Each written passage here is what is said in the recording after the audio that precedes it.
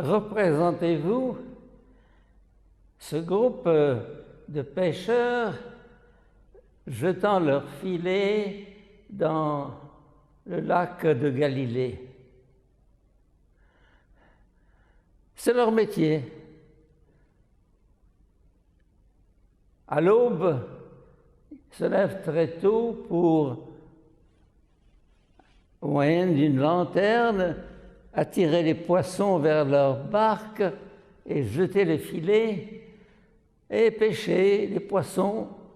C'est leur métier. Et voilà que Jésus passe. Et il les appelle. Et il leur dit, il vit Simon et son frère André en train de jeter leurs filets. Et il leur dit, venez derrière moi, je ferai de vous des pêcheurs d'hommes. Aussitôt, laissant là leurs filets, ils le suivirent.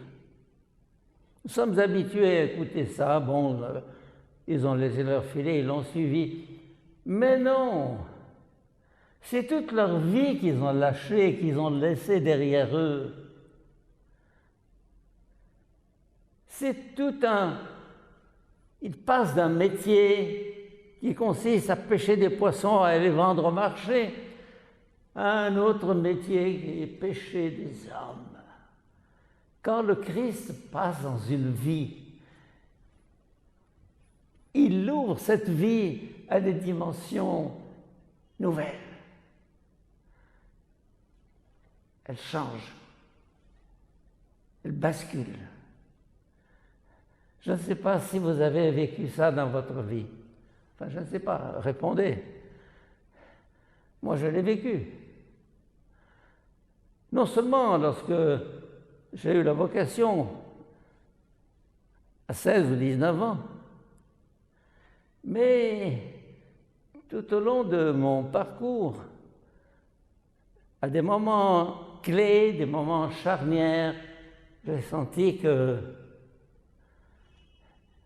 il y avait des décisions à prendre qui m'obligeaient à aller plus loin dans cette rupture que j'avais faite au début.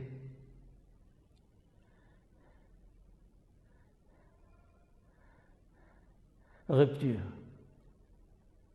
J'aime bien le mot rupture, parce que, je vous dirai une chose, entre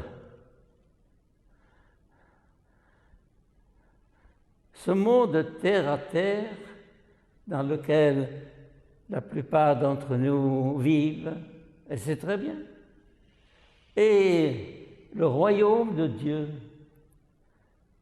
l'idéal dans lequel ou vers lequel nous oriente Jésus, il y a une rupture. Rupture, ça veut dire que ça casse. Dans la première lecture d'aujourd'hui, par exemple, les gens de Ninive étaient des salauds.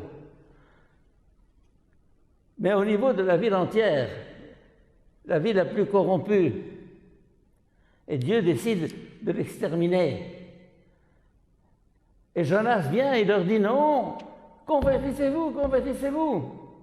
Ils se convertissent. Leur vie bascule. Et la décision de Dieu change. Savoir que ma décision personnelle qui fait basculer ma vie peut faire basculer l'histoire. L'histoire de mon clan, de ma tribu, de ma famille, de ma ville. La conversion. Vous savez, je vous disais quelquefois que j'aime bien provoquer une crise dans une vie. Les gens sont tellement habitués à un langage, comment dire, gentil, politiquement correct, qui passe, qui casse rien, parce qu'il ne faut rien casser, il ne faut pas faire fâcher les gens, on évite les problèmes qui fâchent. Eh bien, je vous disais que moi je suis pour casser, affronter, dénoncer, taper sur la table. Sinon rien ne changera. Et dans ma vie, viennent des moments où je dois dire non devant une tentation. Je suis marié, j'ai une femme, j'ai des enfants, et je vois une jolie fille de 17 ans. Oh, qu'elle est belle. Et ta femme, c'est fini. Ah oui, alors tu prends la décision de quoi? Je vais avec la nouvelle, plus intéressant. Non, mon cher, non, tu t'es engagé, tu as une femme, tu as des enfants, tu as une famille. Alors, on dit, mais il est libre après tout. Il était libre avant d'avoir choisi. Et il a choisi librement. Et maintenant, il n'est plus libre. Il s'est engagé. Le sens de l'engagement est perdu aujourd'hui. Sous couleur de liberté. Interdit d'interdire. Espèce d'idiot. Mais s'engager, c'est le signe d'un être mûr, d'un être adulte, d'un âme mûr. Alors, savoir dire non, savoir refuser et savoir dire oui, savoir accepter. Ne pas rester dans cette espèce d'entre-deux, dans les eaux tièdes, ni figues, ni raisins, oui, enfin, bon. J'aime les gens qui s'engagent. J'aime les gens qui sont capables de dire oui, de couper le cordon. Un bébé qui est né, il ne faut pas se demander, je coupe le cordon, je ne coupe pas le cordon, le pauvre, ça va l'obliger à respirer tout seul. Mais c'est le moment. Respirer tout seul. Mais il est appelé à être indépendant. Alors nous, dans notre vie, il y a des moments où nous avons des cordons à couper, des décisions à prendre, des oui à poser et des non à poser. Face à la tentation, en sachant que tel film, telle image va me perturber, va me chambouler. C'est très beau, mais ça t'aliène. Dans la deuxième lecture d'aujourd'hui, Saint Paul aux Corinthiens, il leur demande d'être libres par rapport à ce qu'ils sont. Tu pleures, fais comme si tu ne pleurais pas. Tu ris, fais comme si tu ne riais pas. Tu es riche, fais comme si tu n'étais pas riche. Tu es pauvre, dépasse ça. Que ceux qui ont une femme soient comme s'ils n'en avaient pas. Ceux qui pleurent comme s'ils ne pleuraient pas. Ceux qui rient comme s'ils ne riaient pas. Ceux qui possèdent, etc.